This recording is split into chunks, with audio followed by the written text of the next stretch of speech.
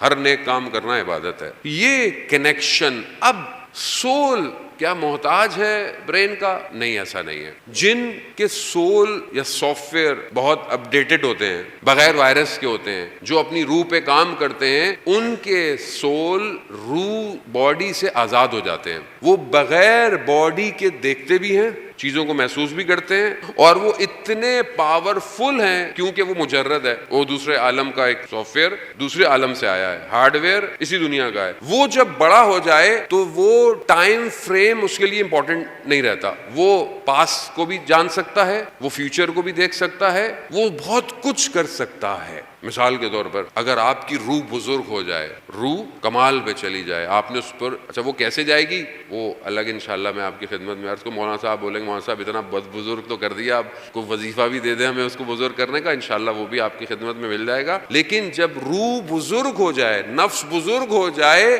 تو اسے کسی کی آواز سننے کے لیے ٹریول کرنے کی ضرورت نہیں ہے. وہ کسی کی بھی آواز دنیا میں سن سکتا ہے. وہ 360 ڈگری دیکھ سکتا ہے. آیت اللہ عظمہ بہجت رضوان اللہ تعالیٰ علیہ کے جو آپ یقیناً جانتے ہوں گے، خدا ان کے درجات اور بلند فرمائے. ان کی بہت ساری کتابیں اردو انگلش میں ٹرانسلیٹ ہوئی ہوئی ہیں، آپ پرچیز کر سکتے ہیں. وہ حوزہ علمیہ نجف میں انہوں نے تعلیم حاصل کی. جب وہ عراق گئے تو وہ 14 سال کے تھے، 14 ایئرس. 4 سال انہوں نے امام حسین کے حرم میں نوکری کی ہے. اس کے بعد پھر نجف پڑھنے گئے. 4 سال انہیں امام حسین علیہ السلام نے بہت سارے گفٹ دیے، بہت سارے. آیت اللہ کوچانی نے اپنی کتاب سیاحت شرق میں اس بات کو بیان کیا ہے. کیا فرماتے ہیں کہ میری آیت اللہ عظمہ بہجت سے ملاقات ہوئی پہلے تو میں نے ایسی عرض کیا تو انہوں نے کہا مجھے امام حسین نے 28 تحفے دیے ہیں، 28 گفٹ. کہا 2 کا انہوں نے مجھ سے ذکر کیا. پھر میں بہت عرصے کے بعد ملا تو میں نے کہا وہ تحفے ابھی تک ہیں؟ کہا ہاں ابھی تک ہیں. وہ تحفے کیا تھے؟ 2 تحفے کہ وہ دنیا میں کسی کی بھی آواز سن سکتے تھے،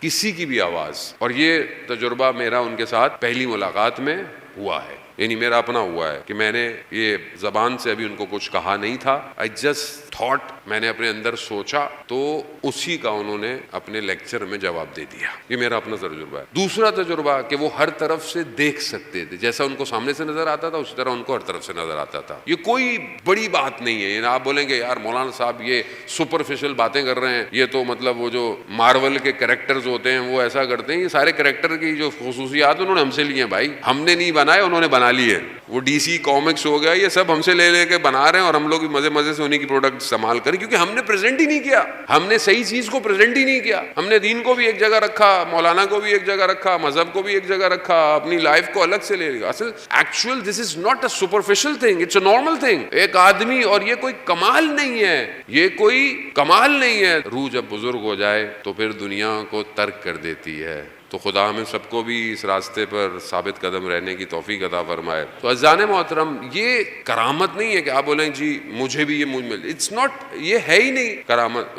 یہ کوئی بڑی بات نہیں. روح جب بزرگ ہو جائے تو اس کے لیے تو نارمل سی بات ہے. یہ نفس آپ کا بزرگ ہو جائے، جیسے میں نے پہلے بھی آپ کی خدمت میں عرض کیا کہ جب اہل بیت امام سے کوئی سوال پوچھا جاتا تھا تو وہ فوراً جواب دے دیتے تھے. تو کہتے تھے مولا آپ کیسے جواب دے رہے ہیں؟ کہا تمہارے ہاتھ میں انگلیاں کتنی ہیں؟ کہا 5 ہیں. کہا تمہیں دیکھنی پڑی؟ کہا نہیں مولا دیکھنے کی ضرورت نہیں ہے، پتہ ہے مجھے 5 ہے. کہا پوری کائنات ہمارے لیے ایسے ہی ہے. تو یہ آیت اللہ عظمہ عید غدیر کا دن تھا. ہمارے ایک دوست کو آیت اللہ بہجت نے امامہ سر پہ پہنایا تو وہ مجھے لے گئے کہ ہماری تصویر کھینچ دیجیے گا. تو میں ان کی تصویر کھینچنے کے لیے فوٹوگرافر تھا. تو میں گیا تو میرے پاس کیمرہ تھا. تو پروگرام کے بعد آقا بہجت جا رہے تھے تو میں نے کہا موقع کبھی نہیں ملے گا، اتنے قریب سے ایک تصویر کھینچ لیتا ہوں. تو میں نے تصویر جیسے کلک کی تو مجھے احساس ہوا یہ تصویر تو آپ کو باہر سے بھی مل جاتی، بہت اچھی مل جاتی. اتنی قریب سے گزر رہے تھے تو آپ ہاتھ ہی لگا لیتے، کچھ کر لیتے. ابھی یہ میں نے سوچا اور وہ تھوڑا سا آگے نکل گئے، جیسے وہاں تک وہ رک گئے. میں گیا، میں نے ان کو ہاتھ لگایا اور احتراماً متبرک کیا. یعنی نہ صرف دیکھ رہے ہیں بلکہ سن بھی رہے ہیں. اینڈ اٹس ویری ایزی، بہت ایزی ہے، بہت ایزی.